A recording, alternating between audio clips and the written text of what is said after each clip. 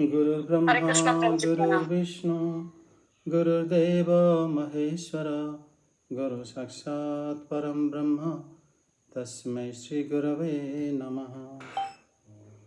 जय श्री कृष्ण चैतन्य प्रभु नित्यानंद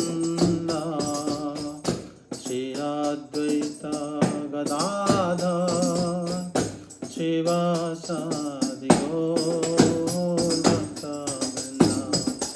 हरे कृष्णा कृष्ण कृष्ण हरे हरे हरे राम राम राम हरे हरे हरे कृष्ण कृष्ण कृष्ण हरे हरे हरे राम राम राम हरे हरे हरे कृष्ण कृष्ण कृष्ण हरे हरे हरे राम राम राम हरे हरे हरे कृष्ण कृष्ण कृष्ण हरे हरे हरे राम राम राम हरे हरे। जय हरिनाम संकीर्तन की जय। जय श्री कृष्ण चैतन्य प्रभु नित्यानंद श्री अद्वैत गदाधर शिवासादि गौर भक्त वृंद की जय। जय श्री बलदेव जय श्री सुभद्रा जय श्री जगन्नाथ जय सुदर्शन देव की जय। जगन्नाथपुरी धाम की जय, वृंदावन धाम की जय, श्रीमद् भागवतम की जय। जय जय श्री राधे श्याम। ओम नमो भगवते वासुदेवाय। श्रीमद् भागवतम तृतीय स्कंद 26वां अध्याय महत आदि भिन्न भिन्न तत्वों की उत्पत्ति का वर्णन। श्री भगवान उवाच अथ ते संप्रवक्ष्यामि तत्त्वानां लक्षणं पृथक् यद्युक्त्या विमुच्येत पुरुषः प्रकृतैर्गुणैः ज्ञानं निःश्रेयसार्थाय पुरुषस्यात्मदर्शनं यदाहुर्वर्णये सते तते हृदयग्रन्थिभेदनम्। अनादिर आत्मा पुरुषो निर्गुणः प्रकृतेः परः प्रत्यग्धामा स्वयं ज्योतिर्विश्वं येन समन्वितं स एष प्रकृतिं सूक्ष्मं दैवीं गुणमयीं विभुः यदृच्छवै वोपगमतागतामभ्यपद्यत लीलया गुणैर्विचित्रा सृजतिं स्वरूपाः प्रकृतिं प्रजः विलोक्य मुमुहे सद्यः स इह ज्ञानगुह्यः। एवं पराभिध्यानेन कर्तृत्वं प्रकृतेः पुमान् कर्मसु क्रियमाणेषु गुणैरात्मनि मन्यते। तदस्य संश्रुतिर्बन्धः पारतन्त्र्यं च तत्कृतं भवत्या कर्तुरीशस्य साक्षिणो निर्भूतात्मनः कार्यकारणकर्तृत्वे कारणं प्रकृतिं विदुः भोक्तृत्वे सुखदुःखानां प्रकृतं प्रकृतेः परम। अनुवाद। श्लोक 1 से 8 तक अनुवाद पाठ। महदादि भिन्न भिन्न तत्वों की उत्पत्ति का वर्णन। श्री भगवान ने कहा, माताजी, अब मैं तुम्हें प्रकृति आदि सब तत्वों के अलग अलग लक्षण बतलाता हूँ। इन्हें जानकर मनुष्य प्रकृति के गुणों से मुक्त हो जाता है। आत्मदर्शन रूप ज्ञान ही पुरुष के मोक्ष का कारण है और वही उसकी अहंकार रूप हृदय ग्रंथि का छेदन करने वाला है, ऐसा पंडित जन कहते हैं। उस ज्ञान का मैं तुम्हारे आगे वर्णन करता हूँ। यह सारा जगत जिससे व्याप्त होकर प्रकाशित होता है, वह आत्मा ही पुरुष है। वह अनादि निर्गुण प्रकृति से परे अंतःकरण में स्फुरित होने वाला और स्वयं प्रकाश है। उस सर्वव्यापक पुरुष ने अपने पास लीला विलास पूर्वक आई हुई अव्यक्त और त्रिगुणात्मिका वैष्णवी माया को स्वेच्छा से स्वीकार कर लिया। लीला परायण प्रकृति अपने सत्वादि गुणों द्वारा उन्हीं के अनुरूप प्रजा की सृष्टि करने लगी। यह देव पुरुष ज्ञान को आच्छादित करने वाली उसकी आवरण शक्ति से मोहित हो गया, अपने स्वरूप को भूल गया। इस प्रकार अपने से भिन्न प्रकृति को ही अपना स्वरूप समझ लेने से पुरुष प्रकृति के गुणों द्वारा किए जाने वाले कर्मों में अपने को ही कर्ता मानने लगता है। इस कर्तृत्व अभिमान से ही अकर्ता स्वाधीन साक्षी और आनंद स्वरूप पुरुष को जन्म मृत्यु रूप बंधन एवं परतंत्रता की प्राप्ति होती है। कार्य रूप शरीर, कारण रूप इंद्रिय तथा कर्ता रूप इंद्रियाधिष्ठात्री देवताओं में पुरुष जो अपने पन का आरोप कर लेता है, उसमें पंडित जन प्रकृति को ही कारण मानते हैं तथा वास्तव में प्रकृति से परे होकर भी जो प्रकृतिस्थ हो रहा है, उस पुरुष को सुखों दुखों के भोगने में कारण मानते हैं। धन्यवाद। जय जगन्नाथ। यहाँ पर श्लोक 1 से लेकर 8 तक श्री भगवान प्रकृति और पुरुष जीव इस बारे में बताएं। श्री देवहूति श्री भगवान को पहले प्रश्न करे थे कि किस प्रकार, क्योंकि पिछले अध्याय में जब श्री भगवान ने भक्ति योग अभिधेय तत्व को वर्णन कर चुके, पिछले अध्याय में 44 श्लोक था। श्रीमद् भागवत में हर एक अध्याय में अलग अलग श्लोक होता है, क्योंकि जैसे ही वो तत्व खत्म हो जाता है फिर दूसरा शुरू हो जाता है, फिर श्लोक संख्या वहीं पर खत्म हो जाता है। यहाँ पर श्री भगवान पहले श्लोक में बता रहे हैं कि अथते तत्वानां पृथक लक्षणम, कि मैं अभी तत्वों का अलग अलग लक्षण बताता हूँ। तत्व जिनको जानकर मनुष्य मुक्त हो जाता है। किससे? प्राकृत ही गुण ही विमुच्यते। मनुष्य के पास जो प्राकृत गुण है उसी से मुक्त हो जाता है। श्री ब्रह्मा जी श्री देवहूति को बताए थे कि आपकी पुत्र ही आपको सब ज्ञान प्रदान करेंगे। तभी श्री देवहूति देवी अपनी पति सर्वसमर्थ श्री कर्दम को प्रश्न ना करके, जब उनको भी प्रश्न करे तब भी उन्होंने बताया कि आपके पुत्र को ही आप इस संबंध में प्रश्न करना। यहाँ पर श्री देवहूति देवी को और श्री हरि यहाँ पर बता रहे हैं कि आप जब इसको जान जाओगे मनुष्य, तो फिर प्रकृति के गुण से मुक्त हो जाएगा, मतलब जानने से मुक्त हो गए।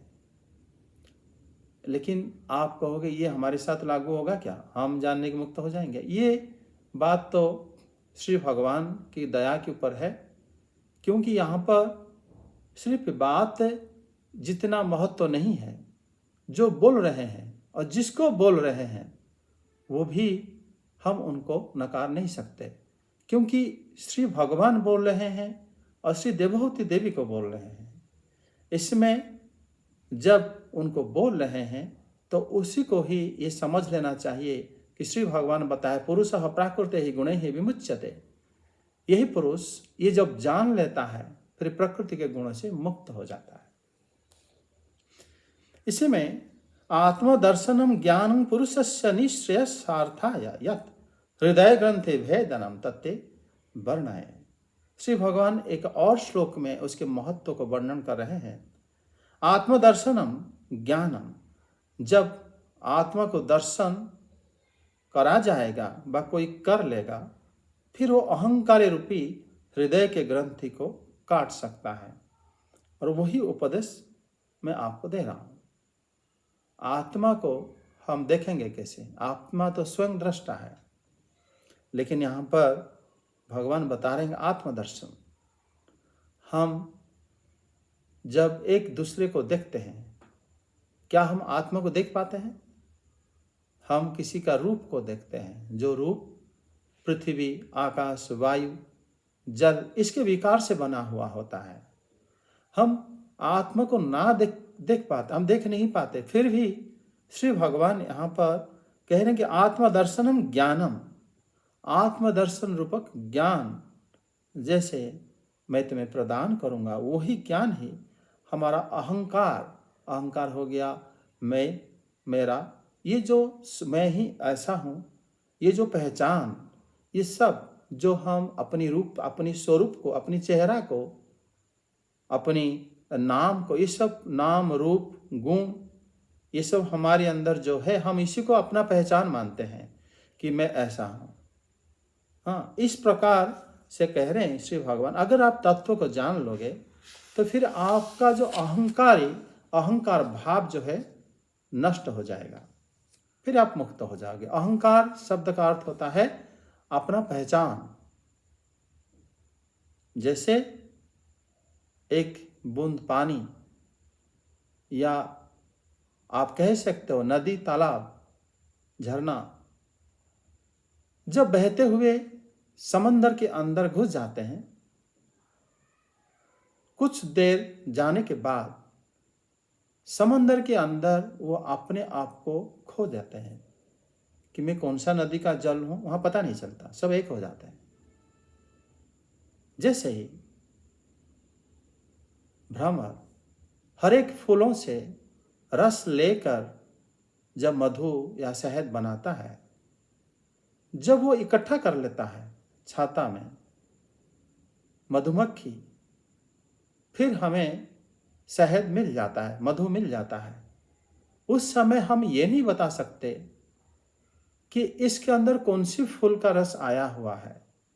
उसी प्रकार जब हम तत्व को जान लेंगे, तब फिर हम अपना ये चेहरा, अपना रूप, अपना जो पहचान है अहंकार के साथ, वो सब हम खो देंगे, फिर हम मुक्त हो जाएंगे।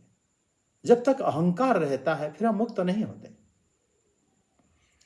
जागृत अवस्था में अहंकार की प्राबल्यता है, स्वप्न अवस्था में भी अहंकार की प्राबल्यता है, सुषुप्ति अवस्था में भी अहंकार रहता है, क्योंकि हमारा अभिमान रहता है कि मैंने सोया था।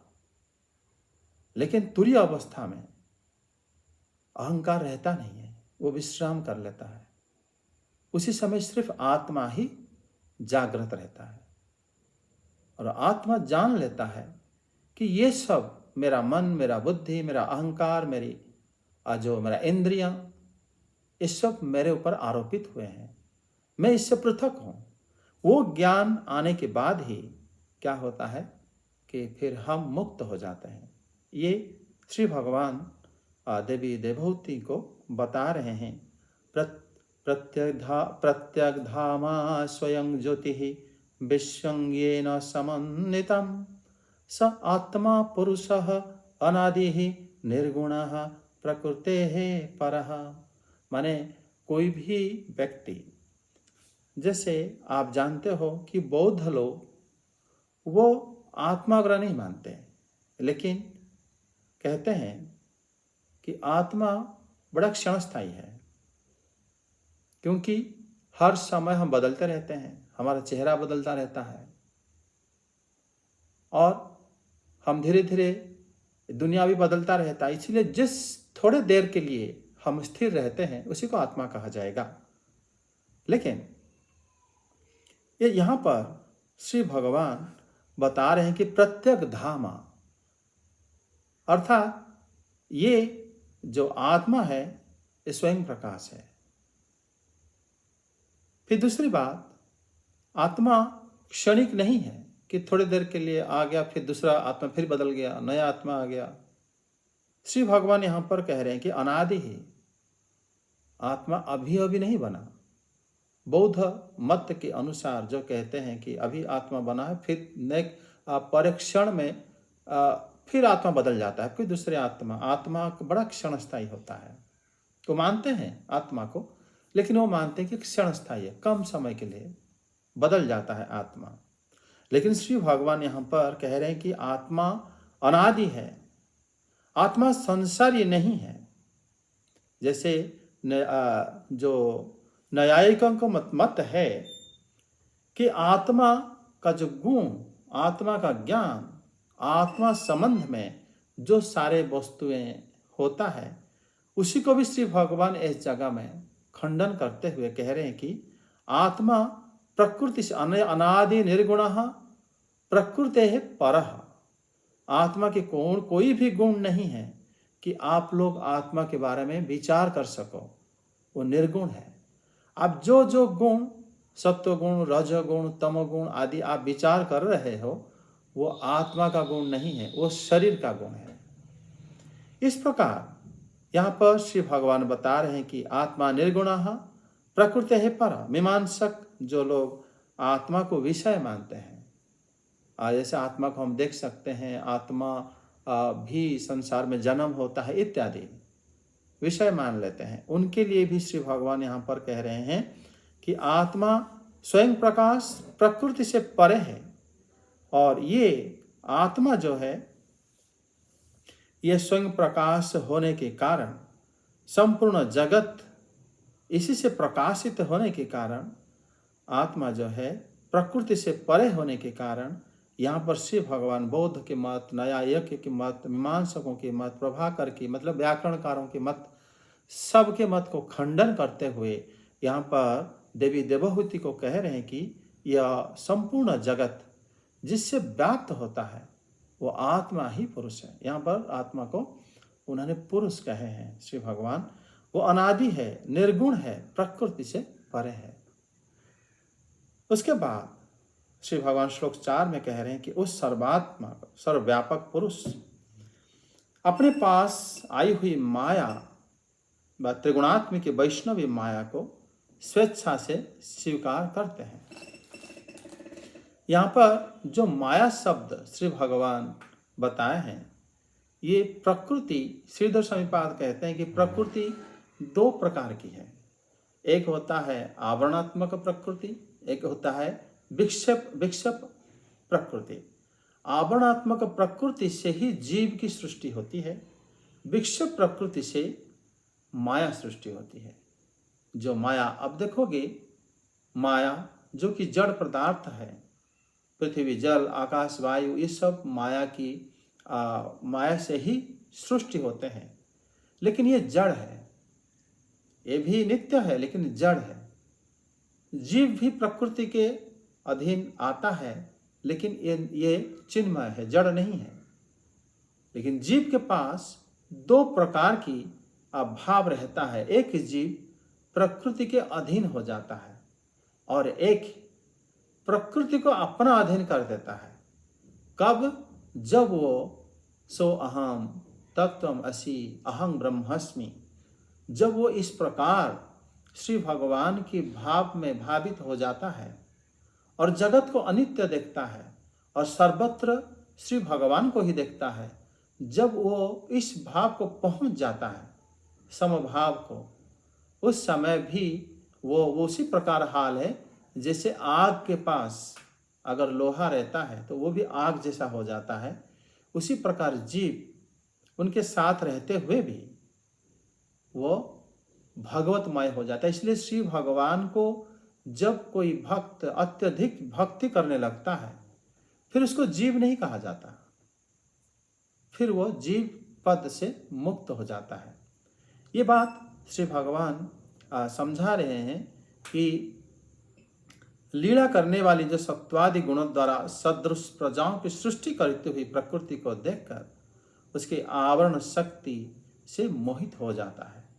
जीव क्या करता है ना, खुद मोहित होकर वो अपने आप को ही प्रकृति के अधीन हो जाता है। श्रीधर स्वामीपाद बताते हैं कि वो क्या करता है, सत्वगुण, रजोगुण और तमोगुण स्वरूपिणी है माया शक्ति, और जीव क्या करता है, उसका आलिंगन करके उसी से संतुष्ट होने की प्रयास करता है। लेकिन ईश्वर उसको आलिंगन नहीं करते। वो क्या करते हैं, ईश्वर जो होते हैं उसको दमन करके अपनी अधीन रख के वही प्रकृति से सृष्टि कर देते हैं। लेकिन जीव उसी प्रकृति के अधीन होकर सृष्टि को भोग करते हुए वहीं पर वो संतुष्ट होने की चेष्टा करता है। इस तरह ही विभिन्न प्रकृति को ही अपने स्वरूप वो मान लेता है। इसी तरह ही जीव क्या करता है, प्रकृति के अधीन हो जाता है। जब जीव प्रकृति के अधीन हो जाता है उस समय उसको इस संसार में दुख, इस संसार में सुख के जितने भी प्रयास करता रहता है उसको नहीं मिल पाता और वो मुक्त भी नहीं हो पाता है। यहाँ पर अपने आप को कर्ता मानने के कारण वो स्वयं अकर्ता होकर भी, वो स्वाधीन होकर भी, वो साक्षी होकर भी, आनंद स्वरूप होकर भी यह संसार के बंधन में पड़ जाता है। मतलब यहाँ पर श्री भगवान माता देवहूति को ये समझा रहे हैं कि जैसे माता की प्रश्न था कि किस प्रकार इस संसार से मैं मुक्त हो जाऊं। श्री भगवान कह रहे हैं कि संसार को जानना ही संसार से मुक्ति होना है। जब इसको अनजान रहोगे फिर यहाँ से आप मुक्त नहीं हो सकते। तभी श्री भगवान यहाँ पर सांख्य योग को श्री देवहूति देवी को बता रहे हैं। मतलब वो ये बता रहे हैं कि जो शरीर रूपी कार्य, इंद्रिय रूपी कारण और इंद्र की अधिष्ठाता कर्ता, ये तीनों ही हमारा शरीर में है। पहले हमारा शरीर काम करता है और इंद्रियां जो है कारण है, उसके इंद्रियों की वजह से काम करता है। अगर इंद्रियां नहीं होते तो शायद हम भिन्न भिन्न काम नहीं कर पाते। आंखें हैं तभी देखने के लिए हम बहुत प्रकार के कपड़े, बहुत प्रकार की चीजें हम उसी में चयन करते हैं, हमें क्या चाहिए। हमारी जीवा है इसलिए इतने प्रकार की मसाला मार्केट में मिलता है, विभिन्न प्रकार की वस्तुएं मिलता है कि हम लाके अपनी स्वादिष्ट बना सकें। हमारे कान है इसलिए बहुत प्रकार की म्यूजिक मार्केट में मिलता है। हमें अगर इंद्रियां नहीं होते, इंद्रियां कारण है, तब देखा जाता है प्रत्येक जगह में लोग कोई ना कोई इंद्रियों को तृप्त करने के लिए सड़क में, मार्केट में, घरों में, सब जगह में चलते फिरते रहते हैं। उनका और कोई काम नहीं होता। यहाँ पर श्री भगवान बता रहे हैं कि इंद्रिय जो है कारण होता है, शरीर कार्य होता है, और इंद्रियों की जो देवता होते हैं वो कर्ता रूप में हमारे शरीर में वास करते हैं। तथा आंखों की देवता हो गए प्रकाश, और कर्ण की देवता हो गए दिशाएं, जिह्वा के देवता हो गए वरुणदेव। इस प्रकार देवता ही जो कर्ता होते हैं, इसको मनुष्य क्या करता है, वो सबको अपना मानता है कि मेरा स्वरूप है, मेरा इंद्रियां हैं, इसको मैं भोग कर रहा हूँ, मुझे बड़ा स्वाद लगता है, इत्यादि इत्यादि। इसी से क्या होता है वो। लेकिन श्री भगवान कह रहे हैं कि सुख दुखानं भ्रक्तुर्ते प्रकृति है परम पुरुषम। वो स्वयं निष्क्रिय है, स्वयं निर्गुण है, स्वयं इस माया से परे है, लेकिन वो माया को अपनाता है। लेकिन हालांकि उसमें से उसको कोई आनंद नहीं मिलता, लेकिन कोशिश करता है कि इसमें नहीं मिला उसमें मिलेगा, उसमें नहीं मिला मुझे इसमें आनंद मिलेगा। ये प्रयास ही करता रहता है, इसीलिए वो मुक्त नहीं हो पाता। आगे देवहूति माता के प्रश्न है, अनुवाद पढ़ो श्लोक 9 से। देवहूति ने कहा, पुरुषोत्तम, इस विश्व के स्थूल सूक्ष्म कार्य जिनके स्वरूप हैं तथा जो इसके कारण हैं, उन प्रकृति और पुरुष का लक्षण भी आप मुझसे कहिए। श्री भगवान ने कहा, जो त्रिगुणात्मक, अव्यक्त, नित्य और कार्य कारण रूप है तथा स्वयं निर्विशेष होकर भी संपूर्ण विशेष धर्मों का आश्रय है, उस प्रधान नामक तत्व को ही प्रकृति कहते हैं। 5 महाभूत, 5 तन्मात्रा, 4 अंतःकरण और 10 इंद्रिय, इन 24 तत्वों के समूह को विद्वान लोग प्रकृति का कार्य मानते हैं। पृथ्वी, जल, तेज, वायु और आकाश, ये 5 महाभूत हैं। गंध, रस, रूप, स्पर्श और शब्द, ये 5 तन्मात्र माने गए हैं। श्रोत्र, त्वचा, चक्षु, रसना, नासिका, वाक, पाणी, पाद, उपस्थ और पायु, ये 10 इंद्रियां हैं। मन, बुद्धि, चित्त और अहंकार, इन 4 के रूप में एक ही अंतःकरण अपनी संकल्प, निश्चय, चिंता और अभिमान रूपा 4 प्रकार की वृत्तियों से लक्षित होता है।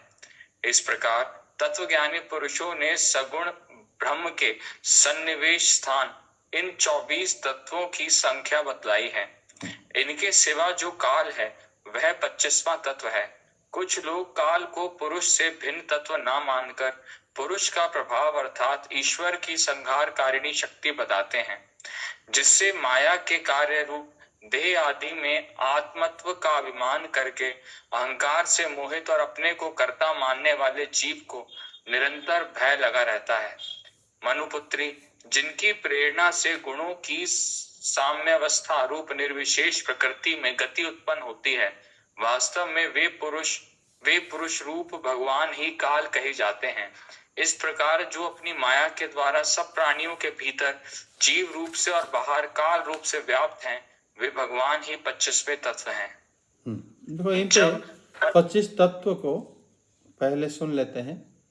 सांख्य योग में श्री भगवान सारे तत्वों को गिन के बता दिए हैं, इसीलिए सांख्य योग बड़ा महत्वपूर्ण है। पहले तो बताते हैं कि 5 महाभूत पृथ्वी, जल, आकाश, वायु, इसमें अतेज सब कैसे पता चलेगा? कहीं भी गंध है, खुशबू हो चाहे बदबू हो, वहाँ पृथ्वी तत्व है ऐसा समझना चाहिए। कहीं पर भी रस है तो वहाँ पर जल है ऐसा समझना चाहिए। कहीं पर भी रूप है, अब देख पा रहे हो, वहाँ अग्नि तत्व है ऐसा समझ लेना चाहिए। कहीं पर भी स्पर्श के अनुभव होता है तो वहाँ पर वायु है ऐसा समझ लेना चाहिए। कहीं पर भी ध्वनि है, शब्द है, तो वहाँ पर आकाश तत्व है ऐसा समझ लेना चाहिए। तो यहाँ पर 5 भूत एवं 5 तन्मात्राएं, उसके बाद 10 इंद्रियां, ज्ञानेंद्रियां और कर्मेंद्रियां, और उसके बाद 4 अंतःकरण। 4 अंतःकरण में मन जो कि संकल्प करता है, चाहता है, और बुद्धि निश्चित करता है हम क्या करना है, और अहंकार अभिमान करता है। अभिमान सब अर्थ होता है कि हम हैं, मैं हूँ, मेरा है, इस प्रकार के मान रहना, और ये बहुत मुश्किल होता है जाना। उसके बाद चेतना जो कि चिंता करता रहता है। तो ऐसा ही 4 और 20 मिला के हो गया 24 तत्व। इसके बावजूद भी ये शरीर संपूर्ण रूप से क्रियाशील नहीं हो पाता। क्यों? तभी श्री भगवान कहते हैं कि एतावानेव संख्यातः सगुणस्य ब्रह्मणः सन्निवेशः। तत्वज्ञ पुरुष ये ब्रह्म के सन्निवेश स्थान जो 24वां तत्व कहते हैं, उसे काल तत्व को, मतलब पहले उन्होंने बताया कि ब्रह्म का जो सन्निवेश स्थान है, अर्थात जहाँ पर ब्रह्म अवस्थान करता है, तो ये यही 24 तत्व मान लेना चाहिए। मतलब पृथ्वी, जल, आकाश, वायु, अग्नि आदि, शब्द, स्पर्श, रूप, रस, गंध आदि, और 5 कर्मेंद्रिया, 5 ज्ञानेंद्रिया, 20 प्लस होता है मन, बुद्धि, अहंकार, चेतना। ये 24 तत्व के अंदर ही ब्रह्म की वास है। लेकिन उसके बाद वो कह रहे हैं कि मया काल प्रोक्त स पंचविंशकः। लेकिन यह काल जो है, जो मैंने अभी कहा, वो काल 25वां तत्व समझ लेना चाहिए। काल पृथक क्यों है? क्यों पृथक है? क्योंकि काल के बिना कोई भी कार्य हो नहीं पाता, कोई भी इंद्रियां कर नहीं पाते कोई भी कार्य। आप देखोगे अगर काल का प्रवेश नहीं होगा, इसके बारे में श्री भगवान 16वां श्लोक में बताते हैं, एक कालम पौरुषं प्रभाव माहो यतः अहंकार विमूढ़स्य प्रकृति पिमुषः कर्तुः भयम्। मतलब माने इठी श्री भगवान काल की 2 प्रकार के लक्षण बताए हैं। एक तो बताए कि मतलब प्रकृति कर्तुः भयम्, एक है ये हो गया कि सारे लोग जो भय होते हैं, भय आता है मन के अंदर, सपोज मरने की भय, एक काम नहीं होने की भय, और इसमें मेरा कुछ नुकसान हो गया तो उसका भय, बीमारी होने का भय, सड़क में एक्सीडेंट ना होने की मतलब होने की भय, बीमारी हो जाने की भय, कोरोना जब आया था सब भय। ये भय आता कहाँ से? ये तो आंखों से नहीं आता, कानों से नहीं आता, हाथ पैर से नहीं आता, पृथ्वी जल आकाश वायु से नहीं आता, ये काल से आता है। यहाँ पर श्रीधर स्वामीपाद बताते हैं कि श्री भगवान यहाँ पर दो जो काल की जो लक्षण बताते हैं, एक तो है काल अपने शरीर में अहंकार को बढ़ाता है, मैंपन का, वही काल उसी शरीर को भयभीत भी कराता है। ये काल के बिना यह हो नहीं सकता। लेकिन श्री भगवान कहते हैं, हे मानवी प्रकृति ही गुण सामस्य निर्विशेष जाता, कि हे मनु राजकुमारी ने इसकी प्रेरणा से ही गुणों की साम्यावस्था रूप निर्विशेष प्रकृति में गति उत्पन्न होता है। श्री भगवान देखो, ये जितने श्लोक अभी हमारा 17 श्लोक है, इन पर कहीं भी उन्होंने संबोधन नहीं किए थे। हालांकि अनुवाद में पहला श्लोक के अनुवाद में उन्होंने पढ़ा कि माता का है, लेकिन उन्होंने कोई वहां पर संबोधन माता शब्द नहीं है। पिछले अध्याय में आप देखोगे 25वां अध्याय में 35 श्लोक में एक संबोधन था, हे अम्ब ते संत हरचिराणी वाचंग बदंती। वहां पर उन्होंने भक्ति योग जब शुरू करते हैं, श्री भगवान कहते हैं, हे माता मेरी भक्ति ऐसे होती है। यहां पर कह रहे हैं, हे मानवी, हे मनुपुत्री, मतलब एक श्री देवहूति को श्री भगवान दो प्रकार के संबोधन कर रहे हैं। एक को तो माता कह रहे हैं, जो माता भगवान की नित्य माता है और भक्ति करने के लिए ही भगवान उनसे वार्तालाप कर रहे हैं। लेकिन मनुपुत्री जो कि इस संसार से उद्धार होना चाहती है, उनको यहां पर कह रहे हैं, हे मानवी, जब जिसके प्रेरणा से इस शरीर प्रकृति कार्यशील होता है, ये शरीर के अंदर यद्यपि सारे कर्मेंद्रिया, ज्ञानेन्द्रिया, तत्व आदि रहता है, सन्निवेश हो जाता है, और होने के बाद ये क्रियाशील नहीं हो पाएगा जब तक यहाँ पर काल इसको क्रियाशील ना कराए। काल से ही क्रियाशील होता है। ये काल ही भयभीत करता है और ये काल भी अहंकारपन देता है, और इस काल की वजह से ही जीव काम कर पाता है, नहीं तो नहीं कर पाता। अपनी माया के द्वारा प्राणी के भीतर जीव रूप से और बाहर काल के रूप से व्याप्त होते हैं, वो काल कहे जाते हैं। मतलब वो बिना किसी विकार के जो भगवान पुरुष रूप से प्रसिद्ध है, वही वास्तव में 25वां तत्व है, और उनको यहाँ पर काल तत्व कहा गया है। कोई कोई विद्वान काल को भगवान की गुण मानते हैं, और कोई कोई कहते हैं कि काल ही भगवान है। दो ही विद्वान के मत को श्री भगवान यहाँ पर बता रहे हैं। जब परम पुरुष परमात्मा ने जीवों को अदृष्ट शुद्ध बनी हुई संपूर्ण जीवों को उत्पत्ति स्थान स्वरूप माया में अपना वीर को आघात किया, उसी समय ही तेजमय महत तत्व का सृष्टि हुआ। यहाँ पर श्री भगवान सृष्टि को कह रहे हैं।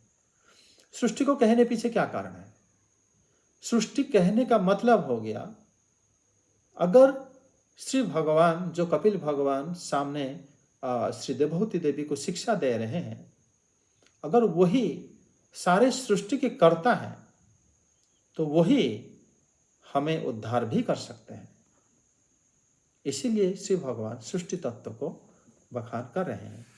जब से सृष्टि हुआ है, जो जो गुण हमारे पास आया हुआ है, सृष्टि के बाद आया हुआ है, और सृष्टि से ही हमारे अंदर जो अहंकार आया है, या हम लोग भी जिस काम को अधूरा छोड़ देते हैं, और जो काम को हम करने के लिए रात दिन सोचते हैं, चिंता करते हैं, मन में संकल्प करते हैं, बुद्धि में निश्चय करते हैं, अहंकार में अभिमान करते हैं कि मेरा काम है, वो सारा कहाँ से आया? एक प्रकार शक्ति हम कहाँ से मिला? ये श्री भगवान जब सृष्टि करे तो उसके बाद से ये सब आया। इसीलिए श्री भगवान सृष्टि कहा मतलब करके ही सृष्टि से ही श्री देवहूति देवी को इसका उत्तर दे रहे हैं। श्लोक 20 से पढ़ो 23 तक। सर, ये जो 10वां श्लोक है इसमें बताया गया है कि प्रकृति को ही प्रधान तत्व माना गया है। तो सर इसका क्या अर्थ हुआ? क्योंकि प्रधान तत्व तो हम भगवान को मानते हैं, तो प्रकृति को प्रधान बता रहे हैं इसमें। प्रकृति जो है प्रधान का मतलब होगा जो पुरुष से भिन्न प्रधान होता है, साम्य अवस्था को प्रधान कहते हैं। मतलब प्रधान उसी प्रकृति को कहते हैं जो सर्वप्रथम प्रकृति का लक्षण जहां पर प्रकाश पाया था उसको प्रधान कहते हैं। अर्थात जो इसी सृष्टि को जो आगे बढ़ाएगा, जिनके पास सर्व उपादान है, उसी को प्रधान कहा जाता है। और प्रधान से ही सृष्टि नहीं हुआ, प्रधान जब दूसरा स्वरूप ले लिया तब सृष्टि हुआ। क्योंकि प्रधान के बाद जब मतलब महत्तत्व साम्यावस्था प्रधान होता है, लेकिन महत्तत्व जब हुआ वो त्रिगुणात्मक हुआ, उसी में 3 गुण वास करने लगा। प्रधान में गुण वास नहीं करते, वो उपादान है लेकिन वो साम्य अवस्था में है। लेकिन वहीं से ये सृष्ट होने की वजह से प्रधान को ही मूल प्रकृति कहा जाता है। समझे?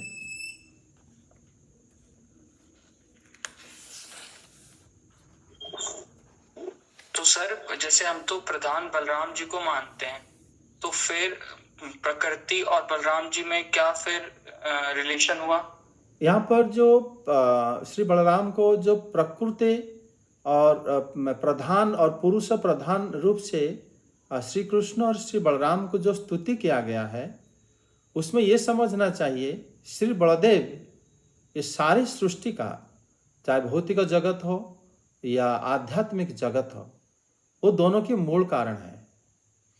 लेकिन उनके रूप में वास्तव में किसकी इच्छा कार्य करता है? वो है श्री कृष्ण की। श्री कृष्ण संपूर्ण स्वतंत्र होकर इच्छा करते हैं एवं वो इच्छा करते हैं श्री राधा रानी की इच्छा से ही।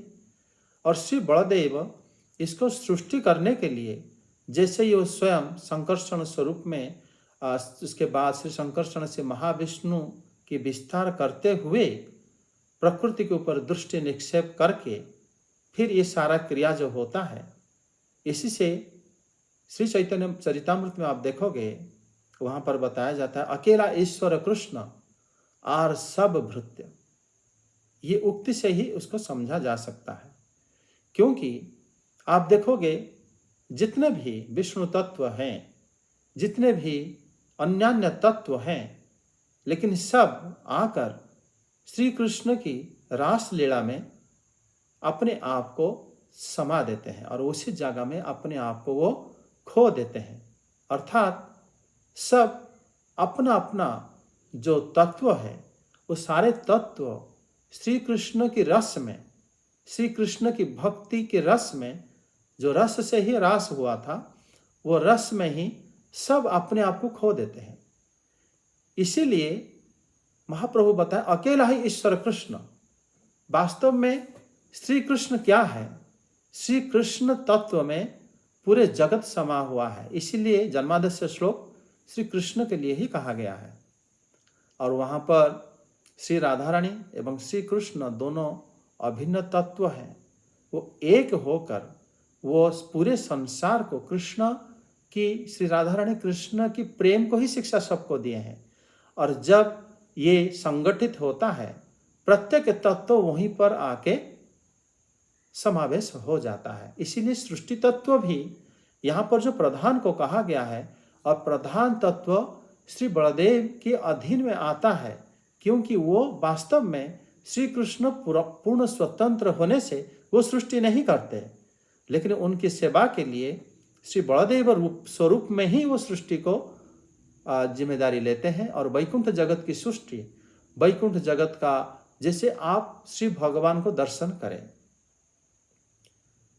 जब श्री भगवान को दर्शन करें, श्री भगवान को आप दर्शन कैसे करें, इस बारे में कभी सोचो। श्री भगवान को दर्शन जो भक्त लोग करते हैं, कैसे करते हैं? जैसे हमारा उड़िया में चल रहा है, श्री नृसिंह भगवान को श्री प्रहलाद महाराज दर्शन करें। कैसे दर्शन करें? जबकि भगवान सर्वव्यापक हैं, उनके अंदर सब कुछ है। वो स्वयं फिर वो जो दर्शन देते हैं, कैसे दर्शन देते हैं? जब हम श्री भगवान को देखते हैं या श्री भगवान को दर्शन करते हैं, उसी समय श्री भगवान जिस जगह में अवस्थान करते हैं, वो जगह को भी हम देखते हैं। श्री भगवान के साथ उनके भगवान जिस पोशाक पहने हुए हैं, जैसे स्वरूप में रहते हैं, जैसे बोलते हैं, और श्री भगवान जिस जगह में खड़े हुए हैं या बैठे हुए हैं, जिस फूल माला पहने हुए हैं, जैसे जैसे उनका स्वरूप सब हम देखते हैं। वो कैसे संभव होता है? बिना प्रधान तत्व के हम देख ही नहीं पाएंगे, क्योंकि श्री भगवान के अलावा एक ब्रह्म द्वितीय नास्ति, और कोई नहीं है। लेकिन वो फिर कैसे भक्ति मतलब भक्त लोग कैसे उनके साथ रेसिप्रोकेट करेंगे? कैसे उनके साथ अपना भाव को आदान प्रदान करेंगे? इसीलिए उनके साथ ये भाव को आदान प्रदान करने के लिए श्री भगवान स्वयं ही श्री बलराम के स्वरूप में ही शुरू से ही 2 रूप वो लेते हैं। और श्री बलदेव श्री भगवान की धाम भक्त भगवान की रूप भी, जो स्वरूप में श्री कृष्ण के स्वरूप जो सब लोग देखते हैं, और सारे भक्त लोग सब कुछ कोई और अगर नहीं बनाएंगे तो फिर श्री भगवान भक्तों की सेवा कैसे ग्रहण करेंगे? इसीलिए प्रधान तत्व जो है बड़ा विक्षिप्त है। प्रधान तत्व में ऐसा समझ लेना चाहिए, इसको हमारी भौतिक जगत में भगवान शिव इसको ही आगे बढ़ाते हैं, और वैकुंठ जगत में श्री संकर्षण इसको ही आगे बढ़ाते हैं, और सब लोग ही इसी तत्व में आते हैं। इसलिए आप देखोगे महाभारत में जब श्री भगवान उद्योग पर्व में श्री बलदेव और श्री कृष्ण दोनों ही जो मत्स्य देश की जो राजा थे, जहाँ पर पांडव अज्ञातवास में निवास करते थे 1 साल के लिए, वहाँ पर श्री कृष्ण बोले कि शकुनी जो है वो छल करके पांडवों को दूत में हराया, और पांडव लोग इसीलिए 12 वर्ष वनवास और 1 वर्ष अज्ञातवास में रहना पड़ा। श्री बलदेव बोले कि युधिष्ठिर महाराज की ऐसा जो जुआ खेलने की जो आदत थी, उनका जो चाह थी, इस वजह से ये प्रॉब्लम हुआ। देखो, दोनों ही भगवान है, पूर्ण भगवान, दोनों अलग अलग को दोष दे रहे हैं, लेकिन दोनों सत्य है। इसीलिए श्री बलराम को एवं श्री कृष्ण को समझना ये उन्हीं की कृपा से ही समझा जा सकता है, अन्यथा नहीं समझा जा सकता। आगे ज़्यादा अंदर ना जाके इसी को क्या करो, सिर्फ जैसे लिखा है उतना ही समझो। समझ में आया? ठीक है सर। इसमें देखो पढ़ूं सर? हाँ, 20 से 30 तक पढ़ो ना। जब परम पुरुष परमात्मा ने जीवों के अदृष्टवश शोक को प्राप्त हुई संपूर्ण जीवों की उत्पत्ति स्थान रूपा अपनी माया में चित शक्ति रूप वीर्य स्थापित किया, तो उससे तेजो में महत्त्व उत्पन्न हुआ। लय विक्षेप आदि रहित तथा जगत के अंकुर रूप इस महत्त्व ने अपने में स्थित विश्व को प्रकट करने के लिए अपने स्वरूप को आच्छादित करने वाले प्रलयकालीन अंधकार को अपने ही तेज से पी लिया। जो सत्वगुण में स्वच्छ शांत और भगवान की उपलब्धि का स्थान रूप चित है, वही महत्त्व है और उसी को वासुदेव कहते हैं। जिस प्रकार पृथ्वी आदि अन्य पदार्थों के संसर्ग से पूर्व जल अपनी स्वाभाविक अवस्था में अत्यंत स्वच्छ, विकार शून्य एवं शांत होता है, उसी प्रकार अपनी स्वाभाविक की अवस्था की दृष्टि से स्वच्छत्व, अविकारित्व और शांतत्व ही वृत्तियों सहित चित्त का लक्षण कहा गया है। तदंतर भगवान की वीर्य रूप चित शक्ति से उत्पन्न हुए महतत्व के विकृत होने पर उससे क्रिया शक्ति प्रधान अहंकार उत्पन्न हुआ।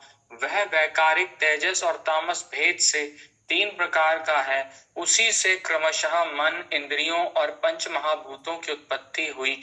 इस भूत, इंद्रिय और मन रूप अहंकार को ही पंडित जन साक्षात संकर्षण नामक सहस्त्र सिर वाले अनंत देव कहते हैं।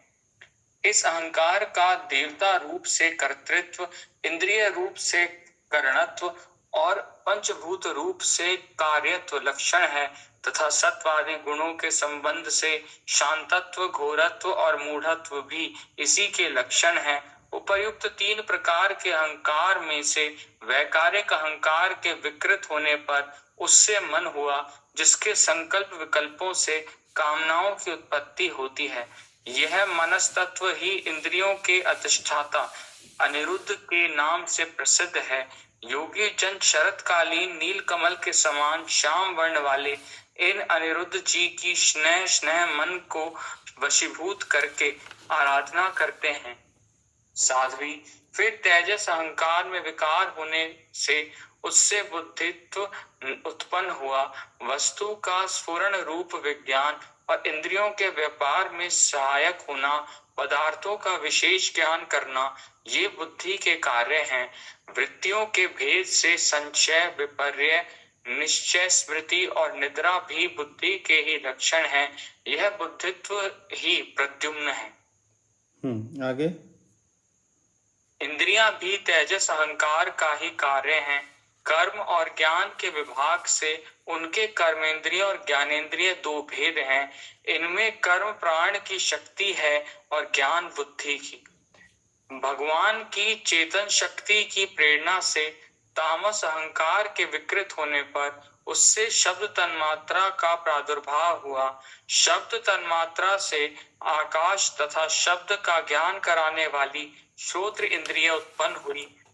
अर्थ का प्रकाशक होना, ओट में खड़े हुए वक्ता का भी ज्ञान करा देना और आकाश का सूक्ष्म रूप होना, विद्वानों के मत में यही शब्द के लक्षण हैं। भूतों को अवकाश देना, सबके बाहर भीतर वर्तमान रहना तथा प्राण, इंद्रिय और मन का आश्रय होना, ये आकाश के वृत्ति रूप लक्षण हैं।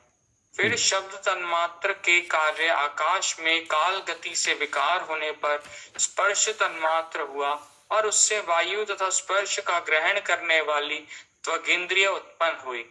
कोमलता, कठोरता, शीतलता और उष्णता तथा वायु का सूक्ष्म रूप होना ये स्पर्श के लक्षण हैं। वृक्ष की शाखा आदि को हिलाना, तृण आदि को इकट्ठा कर देना, सर्वत्र पहुंचना, गंध आदि युक्त द्रव्य को घ्राण आदि इंद्रियों के पास तथा शब्द को श्रोत्र इंद्रिय के समीप ले जाना तथा समस्त इंद्रियों को कार्य शक्ति देना, ये वायु की वृत्तियों के लक्षण हैं। तदंतर दैव की प्रेरणा से स्पर्श तन्मात्र विशिष्ट वायु के विकृत होने पर उससे रूप तन्मात्र हुआ तथा उससे तेज और रूप को उपलब्ध कराने वाली नेत्र इंद्रिय का प्रादुर्भाव हुआ। साध्वी, वस्तु के आकार का बोध कराना, गौण होना, द्रव्य के अंग रूप से प्रतीत होना, द्रव्य का जैसा आकार, प्रकार और परिमाण आदि हो उसी रूप में उपलक्षित होना तथा तेज का स्वरूप भूत होना, ये सब रूप तन्मात्र की वृत्तियां हैं। चमकना, पकाना, शीत को दूर करना, सुखाना, भूख प्यास पैदा करना और उनकी निवृत्ति के लिए भोजन एवं जलपान कराना, ये तेज की वृत्तियां हैं। फिर दैव की प्रेरणा से रूप तन्मात्र में तेज के विकृत होने पर उससे रस तन्मात्र हुआ और उससे जल तथा रस को ग्रहण कराने वाली रसनेन्द्रिय उत्पन्न हुई। रस अपने शुद्ध स्वरूप में एक ही है, किंतु अन्य भौतिक पदार्थों के संयोग से वह कसैला, मीठा, तीखा, कड़वा, खट्टा और नमकीन आदि कई प्रकार का हो जाता है। गीला करना, मिट्टी आदि को पिंडाकार बना देना, तृप्त करना, जीवित रखना, प्यास बुझाना, पदार्थों को मृदु कर देना, ताप की निवृत्ति करना और कूप आदि में से निकाल लिए जाने पर भी वहां बार बार पुनः प्रकट हो जाना, ये जल की वृत्तियां हैं। इसके पश्चात दैव प्रेरित रस स्वरूप जल के विकृत होने पर उससे गंध तन्मात्र हुआ और उससे पृथ्वी तथा गंध को ग्रहण करने वाली घ्राण इंद्रिया प्रकट हुई। गंध एक ही है, तथापि परस्पर मिले हुए द्रव्य भागों की न्यून अधिकता से वह मिश्रित गंध, दुर्गंध, सुगंध, मृदु, तीव्र और अम्ल आदि अनेक प्रकार का हो जाता है। यहीं प्रतिमा तक आदि रखो, यह गंध तक ही रखो, क्योंकि इसमें सारे तत्व, उसके बाद फिर इंद्रिय तत्व शुरू होगा। पहले हम देखते हैं श्री भगवान जब ये तत्व को व्याख्यान कर रहे हैं। इसमें पहले जैसे श्लोक 30 से पढ़ा नहीं तुमने? हाँ, 19 से। अच्छा, इसमें श्री भगवान बता रहे हैं कि जब परह पुमान दैवात शिवत धर्मिण्याः, जब परम पुरुष परमात्मा ने जीव के अदृष्ट वसात क्षुब्ध बनी हुई संपूर्ण जीवों की उत्पत्ति स्थान स्वरूप माया को ही उन्होंने दृष्टि निक्षेप करे। जीव माया में ही अव्यक्त रूप में रहता है और माया भगवान के अंदर रहती है। सृष्टि जब शुरू होता है वहीं से जीव का प्रादुर्भाव होता है। और वो कहते हैं कि सत्य गुणमय स्वच्छ शांत भगवान की उपलब्धि का स्थान रूप वही महत तत्व है और उसी को वासुदेव कहते हैं। मतलब जो महत तत्व सृष्टि हुआ उसमें श्लोक 20 में कहा गया है कुटस्थम जगत अंकुरः, कुटस्थ हो गया जिसका आकार नहीं होता, कुटस्थ कहते हैं। और वो जगत को प्रकट करने के लिए अपनी अंधकार को स्वयं पी लिया था। जगत जब प्रलय होता है बहुत घना अंधेरा हो जाता है उस समय, क्योंकि पहले जैसे ही पृथ्वी जल में मिलता है, जल के बाद अग्नि उसको जला देता है, अग्नि के बाद वायु जब उसको बुझा देती है अग्नि को, पूरा जगत अंधकारमय हो जाता है। उसके बाद वायु आकाश से मिल जाता है, आकाश अहंकार में मिल जाता है, अहंकार महत्त्व में मिल जाता है, महत्त्व प्रधान में मिल जाता है। ये पूरा अंधेरे में होता है सारा कार्य। लेकिन यहाँ पर कहते हैं कि जो अंधेरा उसको जो स्वयं अपने आप ही उसको पी लिए थे, तो वही जो कि सत्वगुणमय है वही वासुदेव हैं। और उन्होंने बताया है, और इसमें श्रीधर स्वयंपाद बताते हैं कि जो अहंकार में जो संकर्षण है उसी के अधिष्ठाता श्री रुद्र हैं, और जो अनिरुद्ध तत्व हैं उनके अधिष्ठाता श्री चंद्रमा है, और जो बुद्धि के मतलब श्री प्रद्युम्न हैं उनके अधिष्ठाता श्री ब्रह्मा जी हैं, जो बुद्धि की देवता हैं हम लोगों के। उसमें कहते हैं जैसे ही सृष्टि आगे होता है, श्री भगवान चिद शक्ति नामक वीर उत्पन्न महत्त्व से विकृत जब होता है, फिर उसी से क्रियाशक्ति रूप अहंकार उत्पन्न होता है। मतलब महत्त्व प्रधान से भिन्न हो जाता है, महत्त्व से विकार आता है, और महत्त्व से विकार आने पर अहंकार की जन्म होता है। सर्वप्रथम अहंकार आते ही उसके बाद अहंकार 3 प्रकार की हो जाता है, और ये 3 प्रकार भगवान की शक्ति से ही होता है। और यही अहंकार जो 3 प्रकार की होता है, सात्विक, राजसिक, तामसिक, या कह सकते हैं वैकारिक, राजस और तामस। ये जो वैकारिक अहंकार है वो मन है, और वहीं से हमारा इंद्रियों की देवता भी सृष्टि हुए थे। और श्री संकर्षण तत्व को कहते हैं, जो कि भूत इंद्रियां और मन रूप अहंकार को ही पंडित गण संकर्षण कहते हैं। संकर्षणाख्यम अनंतम प्रचक्षते, उनको ही संकर्षण कहा जाता है, जो इस जगत में रुद्र रूप में विराजमान करते हैं। उसके बाद इस अहंकार का देवता रूप में कर्तृत्व और इंद्रिय कारणत्व, भूत रूप में कार्यत्व, अकार्यत्व, ये सब वास करता है अहंकार के अंदर। अहंकार में जो कर्तृत्व होता है, अहंकार स्वयं कि मैं ही करता हूँ, या इंद्रिय स्वरूप में कारणत्व, इंद्रिय जिसका कारण बनाता है, और भूत रूप में कार्यत्व, ये सब जो है अहंकार में ही समावेश होता है। और इसी संबंध में ये अहंकार का लक्षण बताए हैं। ये 3 प्रकार के अहंकार में जो सात्विक अहंकार है, जो वो विकृत होता है, मन की सृष्टि होती है। देखो ये जो बताया जाता है विकृत हो गया, ये इस सब कैसे होता है? पहले मतलब श्री भगवान प्रधान स्वरूप में प्रथम महत्त्व को जब अलग करते हैं, महत्त्व अहंकार की महत्त्व से ही अहंकार जन्म होता है। अहंकार जन्म मतलब मान के चलो कि श्री वासुदेव से श्री संकर्षण जो कि कार्यकारिणी शक्ति, उनका प्रादुर्भाव होता है या वो अलग रूप ले ही लेते हैं। फिर श्री संकर्षण जो है वो 3 भाग में अपने आप को विस्तार करके, जो कि सात्विक, राजसिक और तामसिक, उसमें जो सात्विक अहंकार है ये मन है, वहीं से मन की सृष्टि होती है। और राजसिक अहंकार से इंद्रिया आदि, तामसिक अहंकार से आकाश, फिर वायु, अग्नि, ये सब आता है। उसी को बताते हैं।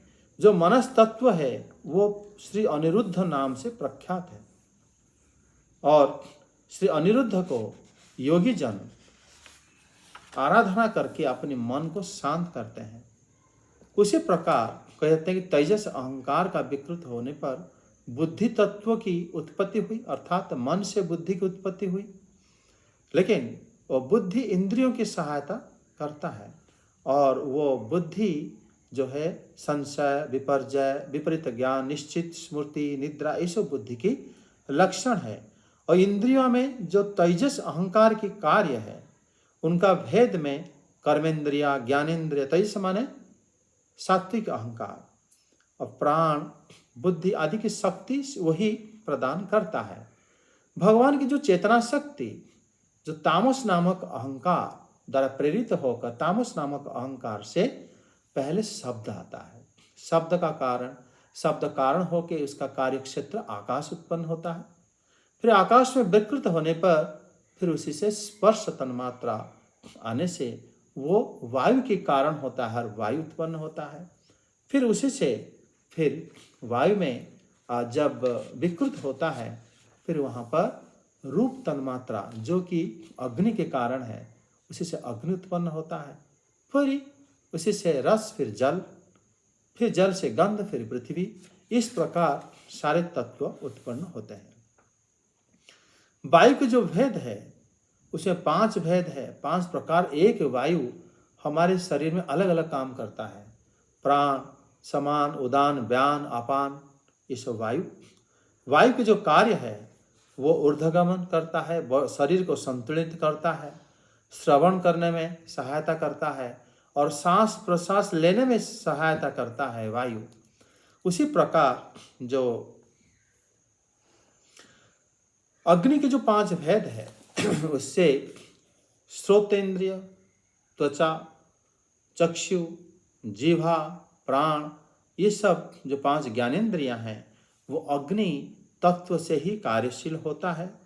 अग्नि का जो कार्य है उसी से शब्द, स्पर्श, रूप, रस, गंध आदि मतलब कार्य हम कर पाते हैं। वो सारे तत्व जल के आश्रित होते हैं। और जल के 5 भेद है जो कि शब्द, स्पर्श, रूप, रस, गंध, ये 5 तन्मात्रा है, जल के भेद है। और उसी से ही पृथ्वी के भी 5 भेद होता है, जिससे हम बोल पाते हैं और लेना देना करते हैं, आना जाना करते हैं, और हम उत्सर्ग करते हैं, या हम उपस्थ इंद्रिय की सहायता से आनंद उपभोग करते हैं, इत्यादि सब पृथ्वी की कार्य है। तो इस प्रकार श्री भगवान ये जो तत्व को बखान कर रहे हैं, जो बता रहे हैं, जैसे भीगना, मिट्टी आदि को पिंड बनाना, तृप्त करना, जीवित रहना, प्यास बुझाना, ये सारे जो ये सब जल की वृत्ति है। जल इस प्रकार वृत्तियां करती है। तो पृथ्वी, जल, आकाश, वायु, ये जो सबकी जो अलग अलग वृत्ति है, तो उसी से ही हमारा जो शरीर, ये ब्रह्मांड, ये प्रत्येक जीव परिचालित होता है, और इसी से ही सृष्टि होता है। तो इसी से समझ लो, हमारे मन में जो पाप आता है या पुण्य आता है, या हम मन में भगवान के बारे में सोचते हुए ब्रह्मांड से मुक्त होना चाहते हैं इत्यादि, ये ऐसा ही नहीं आता। सृष्टि के पीछे श्री भगवान जैसे ही सृष्टि करे हैं, विद्वान जब इसी को जानता है, उसी की सहायता से ही वो अपने आप को मुक्त कर पाता है। उसी प्रकार है, जैसे ही हमको पता चलता है कि हम कैसे, किसको खाने से हमें दीर्घ आयु मिलेगा, शरीर स्वस्थ रहेगा, किसको खाने से हम मर जाएंगे, जहर होगा, शरीर के लिए ठीक नहीं है।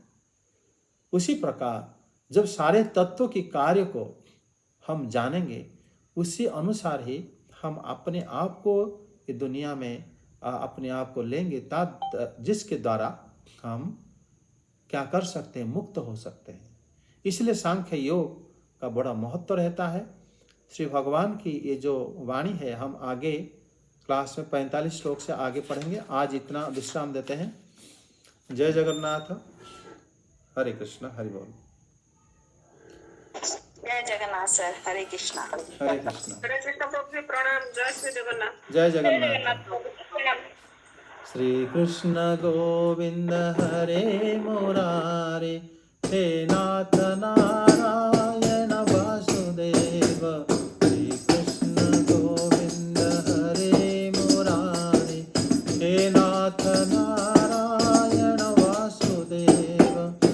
हरे मुरारे मधुपेट भारे, गोविंद गोपाल मुकुंद सोरे।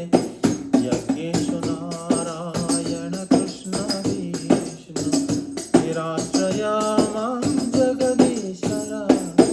श्री कृष्ण गोविंद हरे मुरारे, हे नाथ नारायण वासुदेव।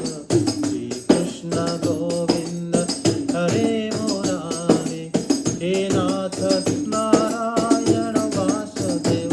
हरे कृष्ण कृष्ण कृष्ण हरे हरे, हरे राम राम राम हरे हरे। हरे कृष्ण कृष्ण कृष्ण हरे हरे, हरे राम राम राम हरे हरे। जय हरि नाम संकीर्तन की जय। जय श्री बलदेव, जय श्री सुभद्रा, श्री जगन्नाथ, सुदर्शन देव की जय। सभी भक्त वृंद की जय। जय जय श्री राधे श्याम। जय जगन्नाथ। प्रभु जी प्रणाम।